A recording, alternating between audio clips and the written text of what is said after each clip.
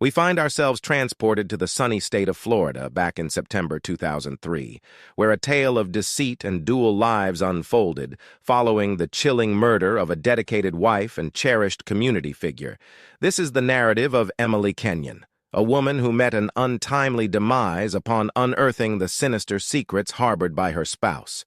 Emily Kenyon, a vibrant 37-year-old, resided in the heart of West Palm Beach, Florida.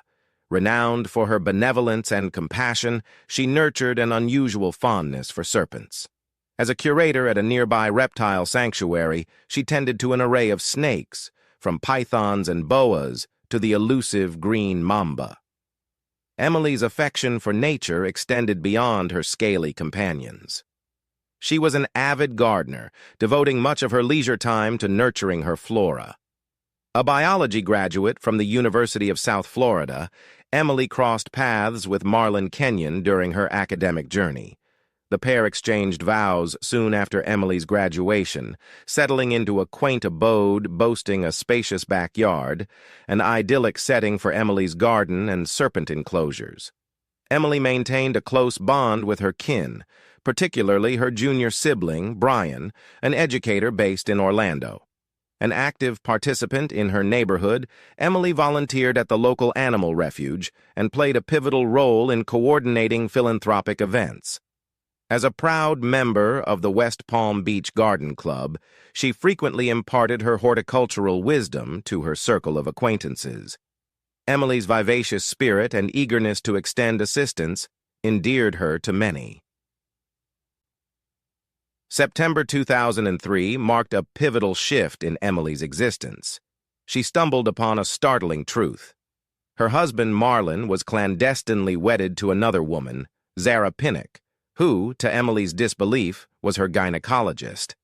This bombshell left Emily reeling, prompting her to confide in her trusted friend and colleague, Robert Banjovac, a fellow serpent enthusiast. Robert, concerned for her well-being, counseled her to exercise caution. Emily, resolute in her pursuit of the truth, decided to confront Marlon about his duplicitous marriage. Amidst the upheaval, she persevered with her daily obligations, caring for her serpents and cultivating her garden. She even partook in a community fair, where she assisted with a serpent display and basked in the delight of the captivated children. Amidst these trials, Emily received another revelation. She was expecting a child. This revelation further complicated her emotional state, yet she remained hopeful about the future. She intended to visit her brother in Orlando to confide in him about her predicament and seek guidance. Regrettably, Emily never had the opportunity to disclose her intentions. Her life was brutally snuffed out before she could navigate the tumultuous waters stirred by Marlon's treachery. The morning of September 10, 2003, dawned in West Palm Beach under a gloomy sky, heavy with the promise of rain. At approximately 7:30 a.m., as Linda Ross, Emily Kenyon's neighbor, was out walking her dog, she noticed an unusual stillness in Emily's typically bustling garden. Driven by concern, Linda approached the backyard fence and was met with a chilling sight. Emily lay motionless near her beloved rose bushes. As Linda drew closer, her heart pounded with dread. Emily was sprawled face down in a crimson pool, the victim of a savage beating. A bloodied golf club lay ominously nearby. Overwhelmed with panic, Linda hastily dialed 911, her voice trembling as she relayed the horrifying scene to the operator. Within moments, emergency services descended upon the scene, confirming Linda's worst fears. Emily was deceased. The once tranquil neighborhood was now abuzz with police activity, as stunned residents peered from their windows, struggling to comprehend the tragedy that had befallen their community. News of Emily's demise spread swiftly, leaving the residents of West Palm Beach in a state of shock and sorrow. Local media outlets, including the Palm Beach Post, reported on the incident, and the police vowed to bring the perpetrator of such a heinous act to justice. At around 7:45 a.m., Detectives James Avery and Avery Brooks of the West Palm Beach Police Department arrived at Emily's residence, their keen senses heightened by the urgency of the situation. Detective Avery, known for his sharp instincts and unruffled demeanor, took command of the scene. His partner, Detective Brooks, was methodical and meticulous, always diligent in preserving evidence. The once serene garden had been transformed into a gruesome crime scene, marred by blood-spattered grass and an upturned flower pot beside Emily's lifeless form. The detective's attention was immediately drawn to the blood-stained golf club, seemingly the instrument of the vicious attack. Emily's body bore the brutal marks of a violent struggle, with multiple injuries to her head and torso. The scene was one of chaos, with shattered flower pots and discarded gardening tools bearing testament to the ferocity of the assault. Forensic experts promptly arrived, meticulously collecting evidence such as the golf club, blood samples, and potential DNA traces. They methodically photographed the scene from every angle, ensuring no detail was overlooked. The crime scene unit also dusted for fingerprints on the golf club and surrounding surfaces. Detectives Avery and Brooks commenced their investigation by interviewing Linda Ross, the neighbor who had discovered Emily's body. Despite her shock, Linda provided a lucid account of her grim discovery. Her detailed and consistent statement aided the detectives in constructing an initial timeline of events. As the detectives delved deeper into the case, they scoured the neighborhood for potential leads. They engaged with the residents, inquiring about any unusual sights or sounds that morning. A few neighbors recalled hearing a heated argument the previous night, yet none could confirm having seen anyone entering or leaving the Kenyon property. Upon searching the house, the investigators found no signs of forced entry, suggesting that Emily might have been acquainted with her assailant. A thorough examination revealed no missing or disturbed personal belongings, effectively ruling out theft as a motive. Detectives Avery and Brooks recognized the urgency of the situation, as the evidence pointed towards a personal motive. They were resolute in their pursuit of the perpetrator behind this vicious crime. After meticulously reviewing the evidence, they prepared to interrogate those closest to Emily, beginning with her husband, Marlon Kenyon. The primary suspect in Emily Kenyon's murder was none other than her husband, Marlon Kenyon. At the age of 35, Marlon appeared to lead an idyllic life. He was a prosperous financial advisor in West Palm Beach and was renowned for his charisma and attractive appearance. However, Marlon harbored a sinister secret. He led a double life. In addition to his marriage to Emily, he was secretly married to another woman, Zara Pink, in Miami. Emily had uncovered this secret mere days before her murder, which had severely strained their relationship. Even more astonishing and unknown to both wives was Marlon's clandestine career as a gay adult film star, operating under the pseudonym Ash Ketchum. On the very day Emily's body was discovered, detectives James Avery and Avery Brooks summoned Marlon for questioning at the West Palm Beach Police Department. Despite his composed appearance, the detectives were determined to uncover the truth. "Marlon, can you account for your whereabouts last night?" "I was in Miami on business. I stayed at a hotel, and you can verify that." "Was Emily aware of your other wife?" "She had recently found out. It's been difficult for us, but I would never harm her." The detectives corroborated Marlon's alibi. He had indeed checked into the Hilton Miami downtown, a reputable hotel. However, the timeline remained dubious, as Marlon could have driven back to West Palm Beach, committed the crime, and returned to Miami. Despite his seemingly tranquil demeanor and alibi, Marlon's double life offered a compelling motive. Emily's revelation threatened to expose him, and he had much at stake. The detectives found Marlon's composure unsettling, as if he had rehearsed his responses. They persisted in questioning him about his whereabouts, his relationship with Emily, and his secret life. Marlon maintained his innocence, asserting that he loved Emily and would never harm her. The detectives were aware that they required more concrete evidence to establish Marlon's guilt. Although he was released, Marlon remained under close watch. Detectives Avery and Brooks persisted in their investigation into his background, hoping to unearth any incriminating evidence. They conversed with his colleagues, scrutinized his financial records, and even spoke with his second wife, Zara, who was equally shocked by the revelations. The case against Marlon was gradually strengthening, but the detectives were still in search of irrefutable proof. They remained hopeful that the ongoing investigation would yield the necessary evidence to bring Emily the justice she deserved. The second individual suspected in Emily Kenyon's murder was Zara Pink, the other wife of Marlon Kenyon. Zara, a dedicated 30-year-old gynecologist, was admired for her devotion to her patients at a Miami clinic. She was known to be compassionate, diligent, and highly regarded in her profession. Unbeknownst to her, she was entangled in Marlon's secretive double life. When detectives James Avery and Avery Brooks contacted Zara on September 12, 2003, she was about to be confronted with the truth about Emily's murder and Marlon's duplicity. She had been completely unaware of Marlon's other marriage. The detectives traveled to Miami to speak with Zara at her clinic. Upon their arrival, Zara welcomed them into her office, looking visibly distressed and pale. Zara's genuine reaction and willingness to cooperate made it clear that she, too, had fallen victim to Marlon's deception. She provided the detectives with Marlon's schedule and any pertinent details she could recall about his behavior in recent weeks. Despite her shock and sadness, Zara maintained her composure. She explained that she last saw Marlon on the evening of September 9th, when he left their home under the pretense of a business trip in Miami. Zara had no reason to doubt him, but now she felt an overwhelming sense of betrayal. The detectives inquired if Zara had any reason to suspect that Marlon might harm Emily. "No, I could never have imagined he was capable of such a thing," Zara replied, her voice quivering.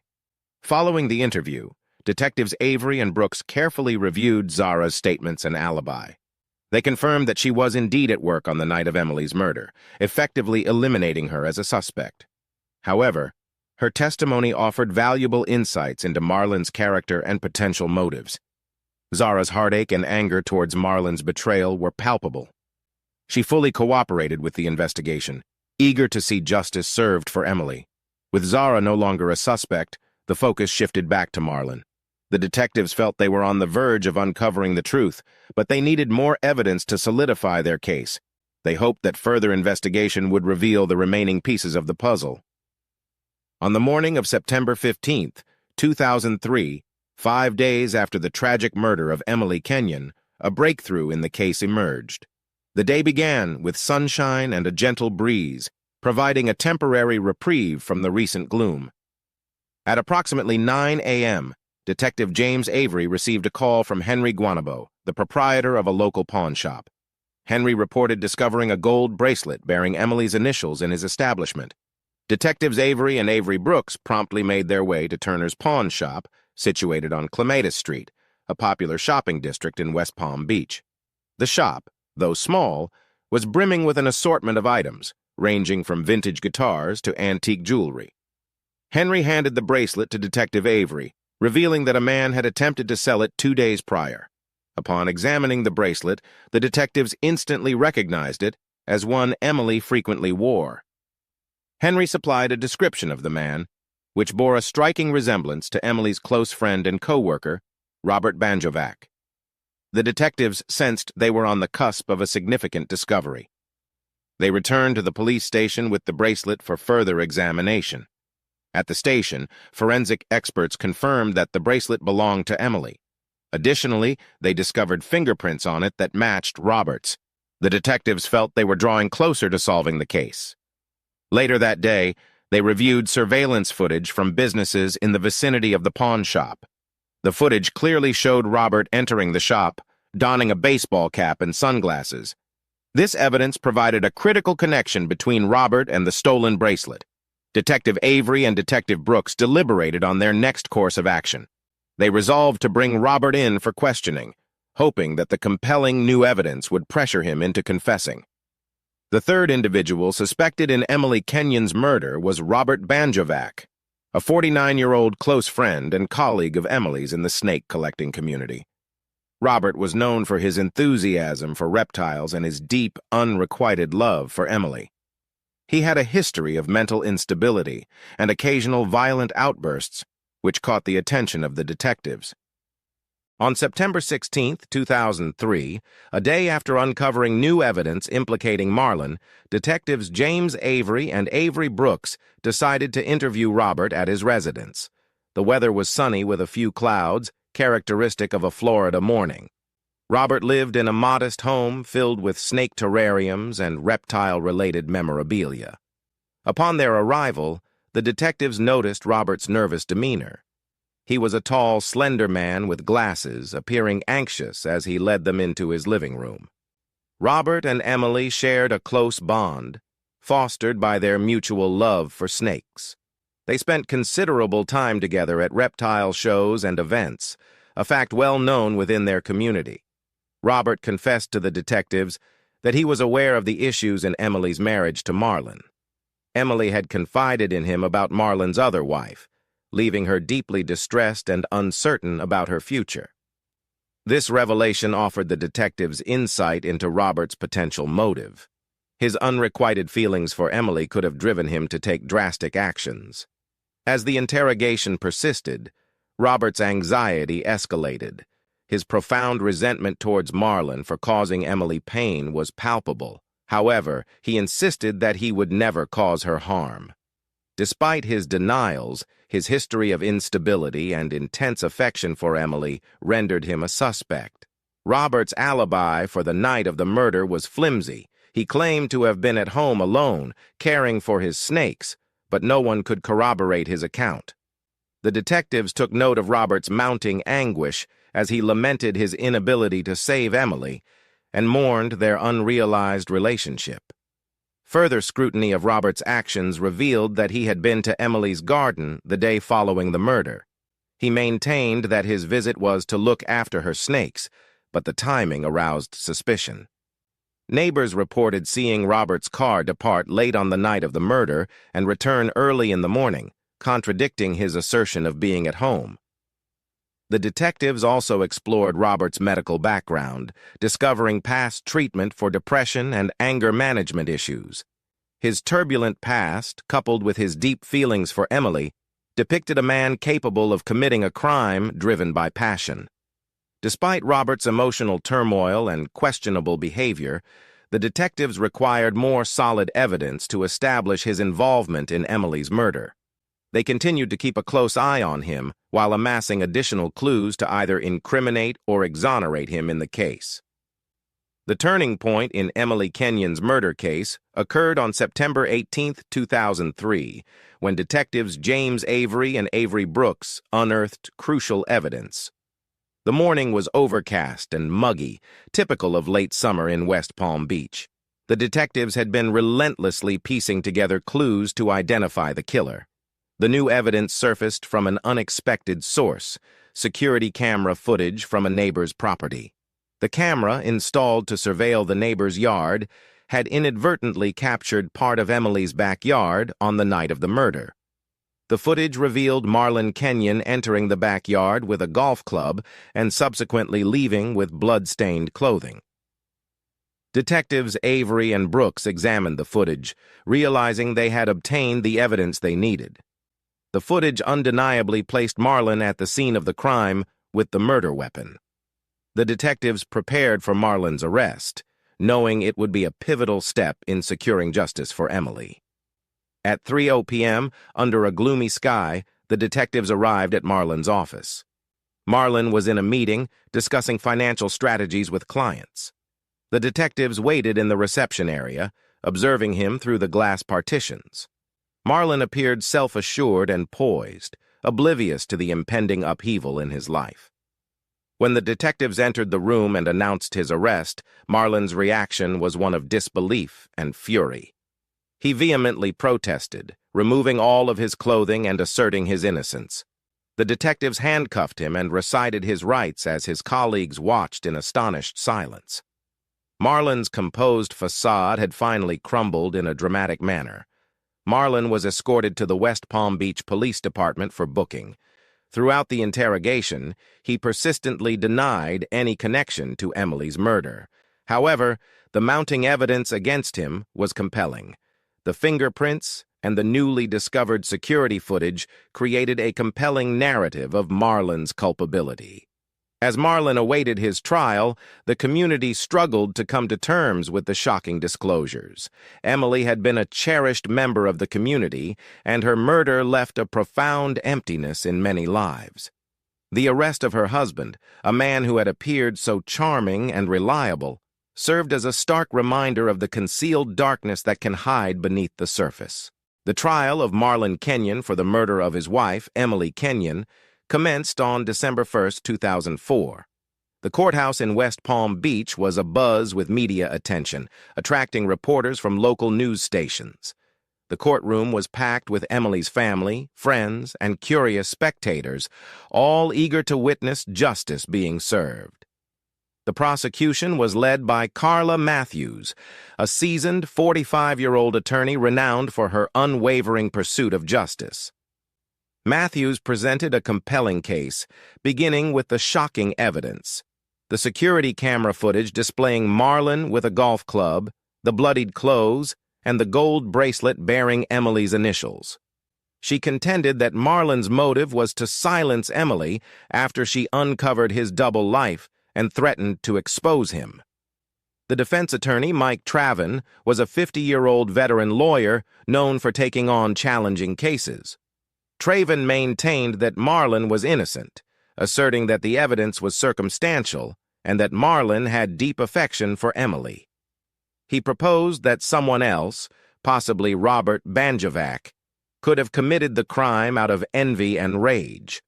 Throughout the trial, Emily's family watched with a blend of hope and sorrow.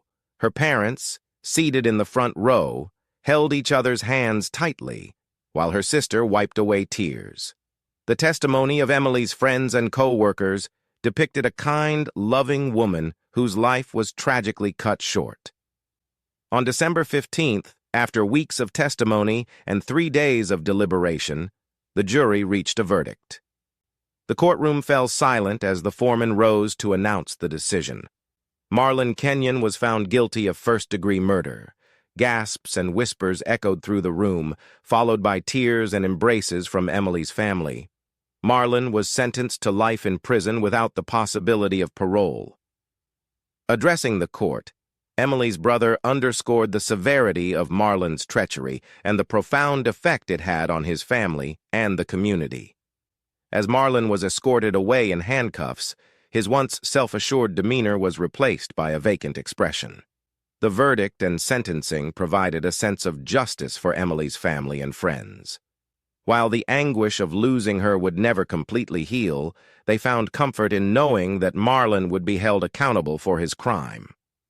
The community, too, experienced a degree of relief, as the conclusion of the trial signified the end of a dark era. Following Marlon Kenyon's sentence of life in prison without parole, those involved in Emily Kenyon's case gradually began to move forward. The trial, which had ended in December 2004, left a lasting impression on everyone. Emily's family grappled with her absence. Her parents found solace in their community and the support of friends, establishing a scholarship fund in Emily's name at the University of South Florida to aid aspiring snake enthusiasts in pursuing their dreams. Zara Pink, Marlon's second wife, faced a different kind of hurdle. Shocked and heartbroken by Marlon's deceit and crimes, she chose to leave West Palm Beach and return to her hometown of Trenton, New Jersey. Robert Banjovac, Emily's close friend and colleague, deeply struggled with her passing and his brief status as a suspect. After the trial, Robert sought therapy to cope with his grief and mental health issues. He also continued to care for Emily's snakes, ensuring her legacy lived on through their well-being. Marlon Kenyon, now serving his life sentence, remained largely silent. His double life and the tragic consequences of his actions were frequent topics of discussion among his fellow inmates and the prison staff. His downfall served as a cautionary tale about the destructive power of secrets and lies. Emily Kenyon's tragic death had a profound impact on everyone involved. While justice was served, the pain of her loss persisted. The community's efforts to honor her memory and support each other demonstrated the resilience and strength that emerged in the wake of such a devastating event. Emily Kenyon's life was tragically cut short by the deceit and desperation of those she trusted most. Her story serves as a stark reminder of the fragility of trust and the devastating consequences of betrayal.